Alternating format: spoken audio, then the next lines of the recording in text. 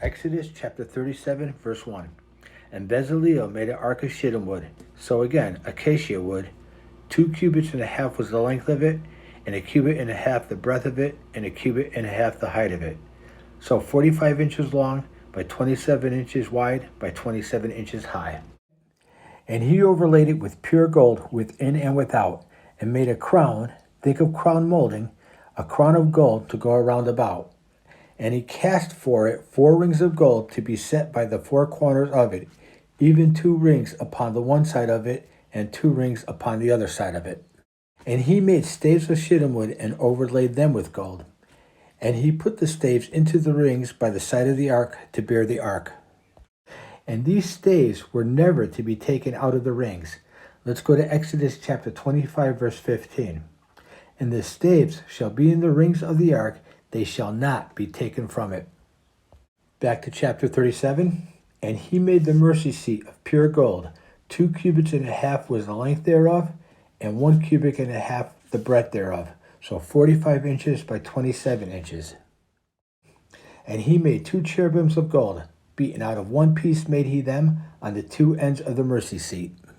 1 cherub on the end on this side, and another cherub on the other end on that side. Out of the mercy seat made he the cherubims on the 2 ends thereof.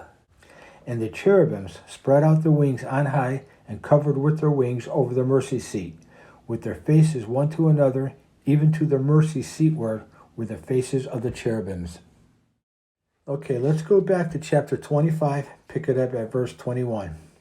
And thou shalt put the mercy seat above the ark, like a cover, and in the ark thou shalt put the testimony, that's the 10 commandments, that I shall give thee.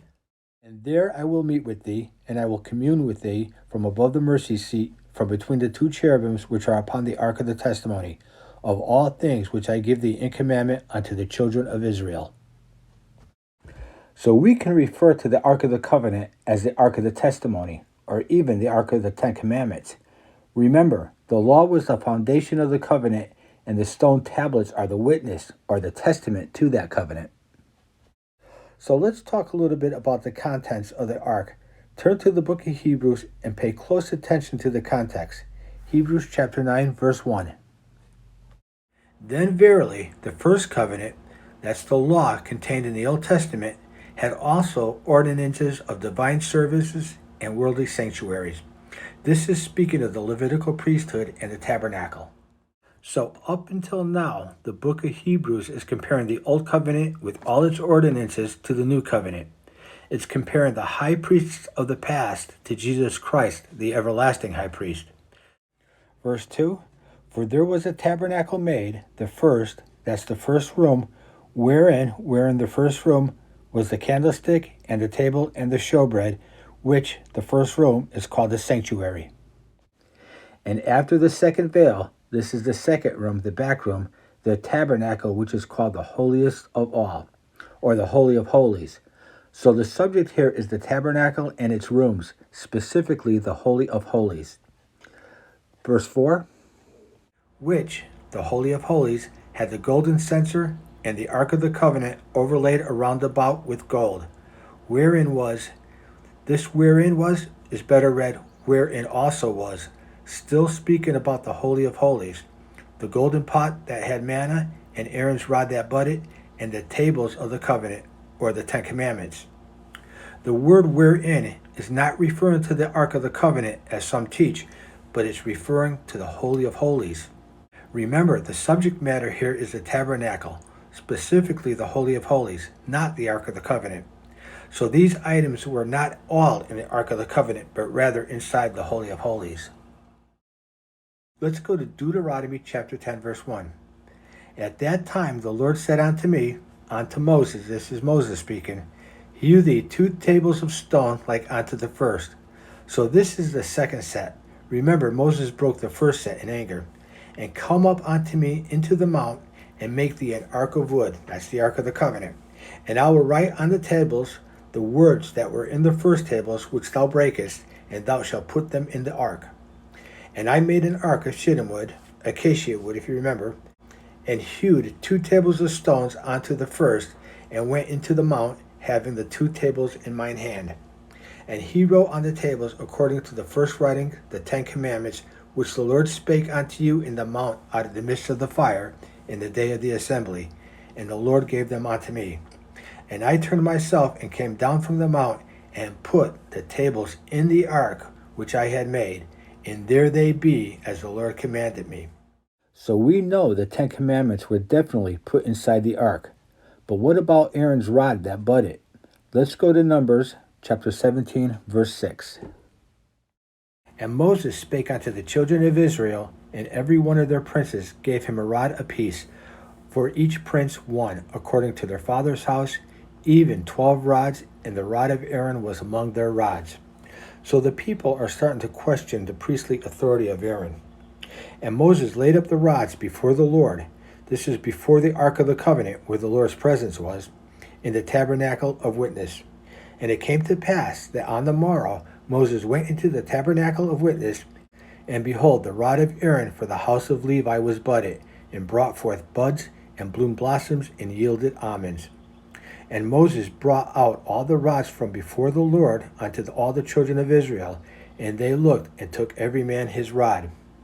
And the Lord said unto Moses, Bring Aaron's rod again before the testimony, before the ark, still in the holy of holies, but before the ark, not in it, to be kept for a token against the rebels, and thou shalt quite take away their murmurings from me, that they die not. And Moses did so, as the Lord commanded him, so did he. Now let's turn back to the book of Exodus, chapter 16, and let's learn of the pot of manna. Verse 31, And the house of Israel called the name thereof manna, and it was like coriander seed, white, and the taste of it was like wafers made with honey. And Moses said, This is the thing which the Lord commandeth. Fill an omer of it to be kept for your generations, that they may see the bread wherewith I have fed you in the wilderness, when I brought you forth from the land of Egypt. And Moses said unto Aaron, Take a pot, and put an omer full of manna therein, and lay it up before the Lord, again before the ark of the covenant, to be kept in your generations. As the Lord commanded Moses, so Aaron laid it up before the testimony to be kept. So again, before the ark, not in it. And the children of Israel did eat manna 40 years, until they came to a land inhabited. They did eat manna until they came unto the borders of the land of Canaan. Now let's look at the golden censers of Hebrews 9, verse 4. There isn't much written about the golden censer, but I believe that it was the censer the high priest used on the Day of Atonement to bring fire from the altar of burnt offerings into the Holy of Holies. Let's turn to Leviticus chapter 16, and remember, we're talking about the Day of Atonement here. The Day of Atonement is the only time of the year when the high priest can enter into the Holy of Holies and stand before the presence of God. Leviticus 16, pick it up at verse 2. And the Lord said unto Moses, Speak unto Aaron thy brother, that he come not at all times into the holy place, within the veil before the mercy seat, which is upon the ark, that he die not, for I will appear in the cloud upon the mercy seat. And let's skip to verse 12. And he shall take a censer, that's the golden censer, full of burning coals of fire from off the altar, that's the altar of burnt offerings, before the Lord, and his hands full of sweet incense beaten small, and bring it within the veil. So this golden censer was sanctified, set aside for one specific purpose, and that was to offer incense before the Lord on the Day of Atonement.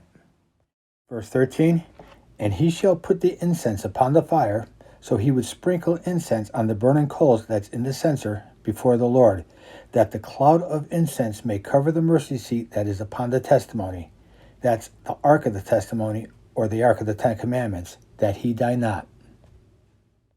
Now there isn't much written that describes these censers, but there are Jewish traditions that say besides this golden censer used on the Day of Atonement, the high priest used a silver censer for their everyday duties, while the other priests used brass or bronze censers. Let's go to Numbers chapter 16, verse 16. And Moses said unto Korah, Be thou and all thy company before the Lord, thou and they and Aaron tomorrow. And take every man his censer, and put incense in them, and bring ye before the Lord every man his censer, 250 censers, thou also and Aaron, each of you his censer. And skip to verse 35. And there came out a fire from the Lord. This is the consuming fire, the Gehenna fire, and consumed the 250 men that offered incense. Skip to verse 39. And Eleazar the priest took the brazen censers wherewith they that were burnt had offered, and they were made broad plates for the covering of the altar of burnt offerings, and we'll be getting into that in chapter 38. To be a memorial unto the children of Israel, that no stranger which is not of the seed of Aaron come near to offer incense before the Lord, that he be not as Korah and as his company, as the Lord said to him by the hand of Moses. Now there is one more item placed in the Holy of Holies not mentioned in the book of Hebrews, and that's the book of the law. Let's go to Deuteronomy chapter 31, pick it up at verse 24. And it came to pass, when Moses had made an end of writing the words of the law in a book until they were finished, that Moses commanded the Levites which bear the ark of the covenant of the Lord, saying, Take this book of the law, and put it in the side of the ark of the covenant of the Lord your God, that it may be there for a witness against thee. So this, in the side of the ark, is a bad translation. There is nothing in the description of the ark that would indicate there was a cubby of any sort built into it. Now the Young's literal translation says it like this: Take this book of the law, and thou hast set it on the side of the ark of the covenant of Jehovah your God, and it hath been there against thee for a witness. So it would seem, according to the Young's literal translation, the book or the scroll, the law, was leaning against the outside of the ark. And one final witness. Let's go to 1 Kings chapter 8, verse 1. Then Solomon assembled the elders of Israel and all the heads of the tribes, the chief of the fathers of the children of Israel, unto King Solomon in Jerusalem, that they might bring up the ark of the covenant of the Lord out of the city of David, which is in Zion. Skip to verse 3. And all the elders of Israel came, and the priests took up the ark, and they brought up the ark of the Lord, and the tabernacle of the congregation, and all the holy vessels that were in the tabernacle, even those did the priests and the Levites bring up. Skip to verse 6. And the priests brought in the ark of the covenant of the Lord unto his place, into the oracle of the house, to the most holy place, even under the wings of the cherubim. For the cherubims spread forth their two wings over the place of the ark, and the cherubims covered the ark and the staves thereof above. And they drew out the staves. Now they didn't draw them completely out. Remember, that was forbidden.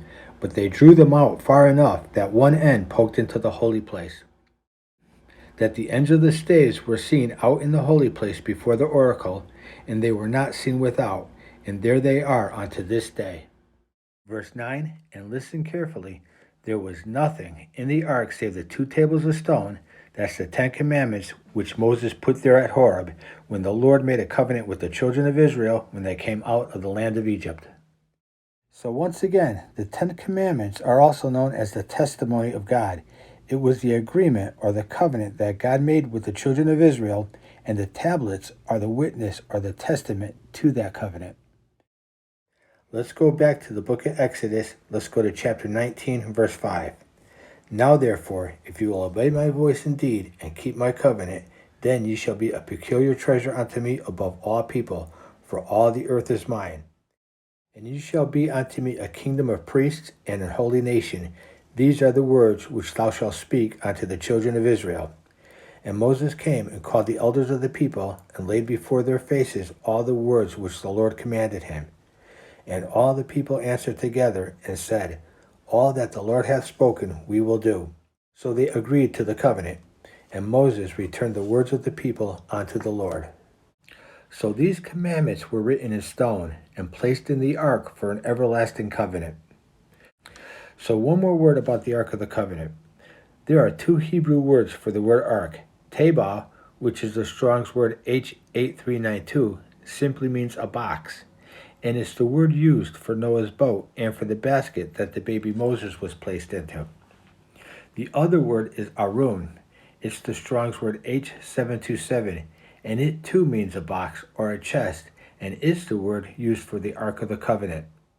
Now the Merriam-Webster Dictionary defines ark as something that affords protection and safety, or a place of refuge or asylum, and I'll even say salvation. such as Noah's Ark, which provided protection, even salvation, to Noah and his family, and the Ark of Bulrush that provided the same protection to the baby Moses. The word covenant simply means agreement or promise. So the Ark of the Covenant literally means the promised protection or the promised salvation. So like Passover, the Ark of the Covenant is just a foreshadowing of the true Ark of the Covenant to come, and that's Jesus Christ, the true salvation that was promised. Let's go to the book of Revelations, chapter 11, verse 19. And the temple of God was opened in heaven, and there was seen in his temple, in God's temple, the ark of his testament. That's the salvation of his promise, and that's Jesus. And there were lightnings and voices and thunderings and an earthquake and great hail. All right, so now let's talk about the table of showbread. Verse 10, and he made a table of shittim wood, again, that's acacia wood. 2 cubits was the length thereof, and a cubit the breadth thereof, and a cubit and a half the height thereof. So that's 36 inches by 18 inches by 27 inches high. And he overlaid it with pure gold, and made thereunto a crown of gold around about. Also he made thereunto a border of an hand's breadth round about, and made a crown of gold for the border thereof around about. And he cast for it 4 rings of gold, and put the rings upon the 4 corners that were in the 4 feet thereof. Over against the border were the rings, the place for the staves to bear the table. And he made the staves of shittim wood, and overlaid them with gold to bear the table.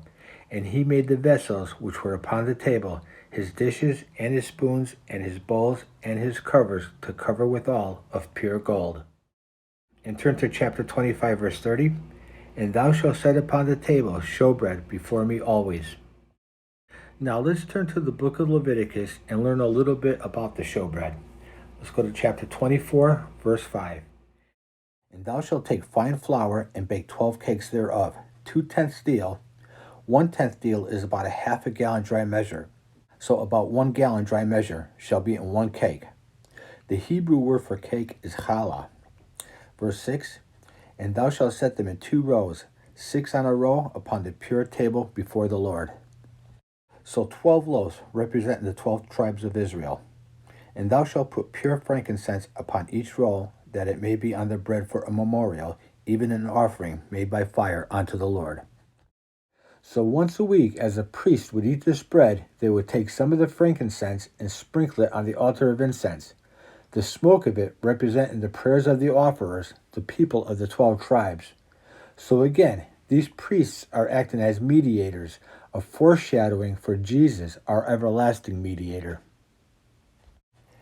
Every Sabbath he shall set it in order before the Lord continually, the flour being taken as an offering from the children of Israel by an everlasting covenant. So every Sabbath the priest would eat the showbread, and every Sabbath they would replace it. And it shall be Aaron's and his sons, and they shall eat it in the holy place, for it is most holy unto him of the offerings.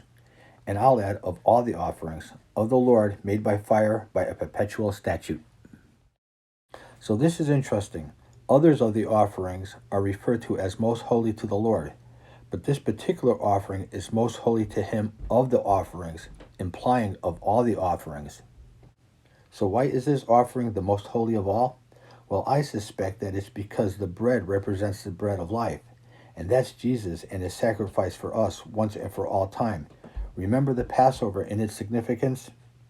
And the offerings were made throughout the whole process of the bread making.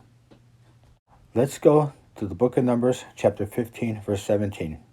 And the Lord spake unto Moses, saying, Speak unto the children of Israel, and say unto them, When ye come into the land whither I bring you, then it shall be that when ye eat the bread of the land, ye shall offer up a heave offering unto the Lord. So a piece was broken off and set aside for the Lord. Ye shall offer up a cake, again challah, of the first of your dough for an heave offering, as ye do the heave offering of the threshing floor, which would be at harvest time. So shall ye heave it. Of the first of your dough ye shall give unto the Lord an heave offering in your generations. So we see here a threefold offering. The first offering was made at harvest time, the second as the dough is prepared, and finally the third at the time when the bread is baked. Now, the word here for cake is the Hebrew word challah. It's the Strong's word H2471, and it means a cake, usually punctured, and it too is a foreshadowing of the piercing of Jesus, the bread of life. Now, some say this puncturing or piercing was in the middle of the cakes. I don't know, there are a lot of different opinions on that, but it seems to me this puncturing could be that portion of the bread that was taken and offered up as a heave offering, just as the pierced Christ was offered up for us. Now, this baking of the showbread was the responsibility of one family of the sons of Kohath, passed down from generation to generation. Let's turn to 1 Chronicles chapter 9, pick it up at verse 19.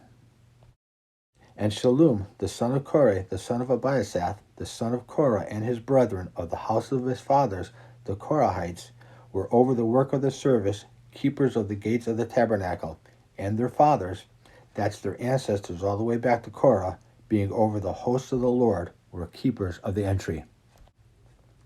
So to get a clear understanding of this, we have to go back to the genealogy of Levi. Remember, Levi had 3 sons. Gershon and his descendants were in charge of the soft structures, the curtains, the coverings, the ropes, things like that. Merari and his descendants were in charge of the hard structures, the pillars, the frames, the bases, the pegs. And Kohath and his descendants, one of which was Korah, was of the priest line, and they were in charge of the sanctuary.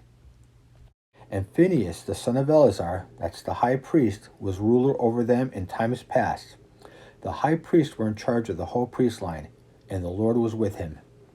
Skip to verse 27. And they, the descendants of Kohath, along with the descendants of Gershon and Merari, lodged or slept around about the house of God.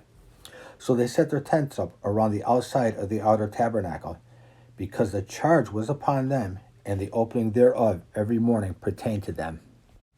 And certain of them, the descendants of Korah, had the charge of the ministering vessels, that they should bring them in and out by tally. This is better read as by their tally, or by their numbering, referring to the numbering of the priests. Now, some Bible translations read this as if the priests kept count of the vessels, as if they might be stolen or something, like this was some kind of banquet. But as the following verses will show, the numbering was of the priests. Verse 29, and some of the priests, the sons of Korah, also were appointed by their numbering to oversee the vessels, and all the instruments of the sanctuary, and the fine flour, and the wine, and the oil, and the frankincense, and the spices. And some of the sons of the priests, also the sons of Korah, made the ointment of the spices. And Mattathiah, one of the Levites, who was the firstborn of Shallum, the Korahite, the son of Korah, had the set office over the things that were made in the pans. And others of the brethren of the sons of the Kohathites were over the showbread to prepare it every Sabbath. Now, I don't know if this is true or just a legend or what, but it is said that the descendants of Kohath and Shallum still to this day have the recipe for the showbread and keep it a guarded secret. So the next time we're going to learn about the golden candlestick and the golden altar of incense.